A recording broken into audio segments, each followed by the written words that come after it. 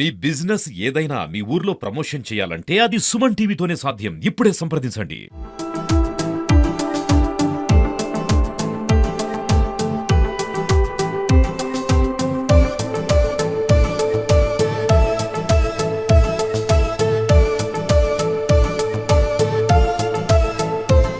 Hi hello welcome to Suman TV. నేను మీ పవన్ని. ఈ రోజు అయితే ప్రముఖ పుణ్యక్షేత్రాల్లో ఒకటైనటువంటి శ్రీ మహావిష్ణువు యొక్క దశావతారాల్లో ఒక అవతారమైనటువంటి శ్రీకూర్మనాథ ఆలయానికి అయితే వచ్చేసాము.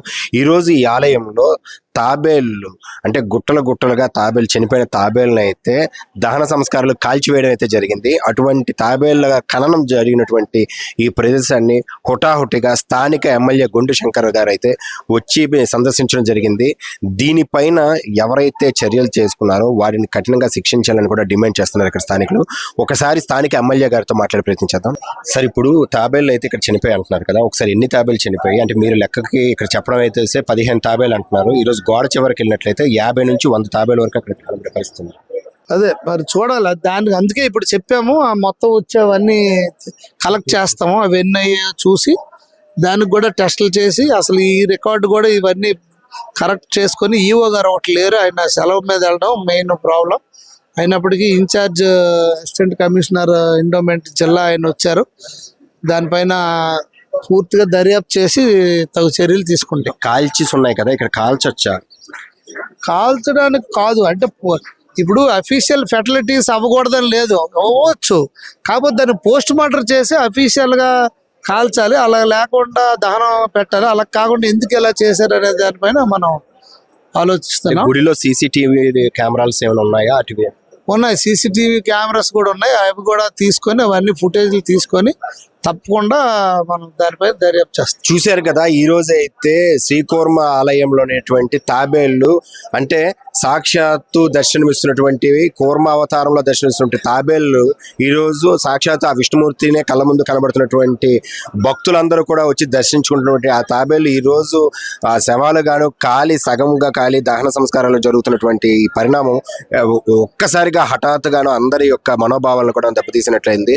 అయితే దీనిపైన ఇక్కడ స్థానిక ఎమ్మెల్యే గుండు శంకర్ గారు కూడాను తక్షణమే స్పందిస్తూ ఇటువంటి చర్యని పాల్పడినటువంటి ఎవరైనా సరే ఖచ్చితంగా కఠినంగా శిక్షించడం అయితే జరుగుతుందంటూ అయితే చెప్పడం జరిగింది. చూడండి, ఒకసారి ఇక్కడ ఎన్నో తాబేళ్ళను అయితే మనం ఇందులో సంరక్షించడం అయితే జరుగుతుంది. ఇలా సంరక్షించినటువంటి తాబేళ్లు ఈరోజు చనిపోయి అంటే గుట్టలుగాను చనిపోయినటువంటి తాబేలను వదిలిపెట్టి సంస్కారాలు అయితే చేశారు, కాల్చడం అయితే జరిగింది.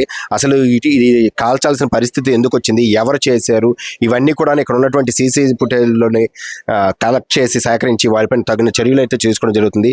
ఏది ఏమైనప్పటికీ వరుసగా హిందూ సాంప్రదాయం కానీ హిందూ సంస్కారాలు ఇలా అంటే మొన్న చూస్తే అన్యమత ప్రచారాలు, మన హిందూ దేవాలయాలపైనటువంటి రాతలు కావచ్చు, అదేవిధంగాను ఈరోజు మన శ్రీకాకుళంలో ప్రత్యక్ష దైవంగా ఉన్నటువంటి ఈ తాబేలుని ఇలా కాల్చి బూడిద చేయడం కావచ్చు, ఇవన్నీ కూడాను మొత్తం యావత్ భారతదేశము తలదించుకోవాల్సినటువంటి పరిస్థితి. ఇక్కడ ఫారినర్స్ కూడాను, ఎక్కడెక్కడి నుంచి వచ్చినటువంటి ఫారినర్స్ కూడాను వచ్చి హరే రామ హరే కృష్ణ అంటూ కీర్తనలు చేసి వారి యొక్క భక్తిని ఇక్కడ చాటుకున్నటువంటి ఇంత గొప్ప పవిత్రమైనటువంటి ప్రదేశాన్ని ఈ రోజు వీటిని కాపాడుకోలేనటువంటి దుస్థితి చూస్తుంటే బాధాకరంగానే ఉంది.